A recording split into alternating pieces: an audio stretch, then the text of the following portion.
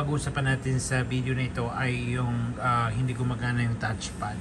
So pag bago ka pa lang sa channel na ito, huwag mo kalimutan na subscribe and pinutin ang notification bell para updated ka sa mga in-upload kong video. Na-experience ko na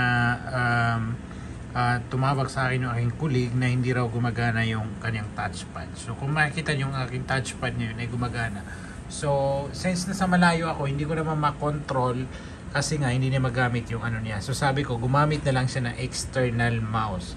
So pag gumagamit siya ng external mouse, okay naman daw. So hindi ko kasi ma-remote kasi nasa travel siya that time. So sabi ko, pagbalik ko na lang. So nung pag-handover niya sa akin ng laptop, chinek ko ay ang problema pala, na-off na yung touchpad.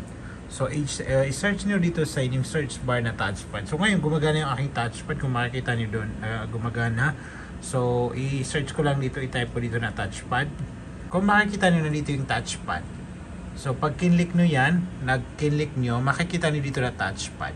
So ngayon pag tinurn off ko yan, ngayon pag nag-ano ako dito ngayon sa aking pad, wala akong makikita dyan na mouse kasi naka-off siya dito. So kung pag-check ko sa kanyang laptop, naka-off yung touchpad.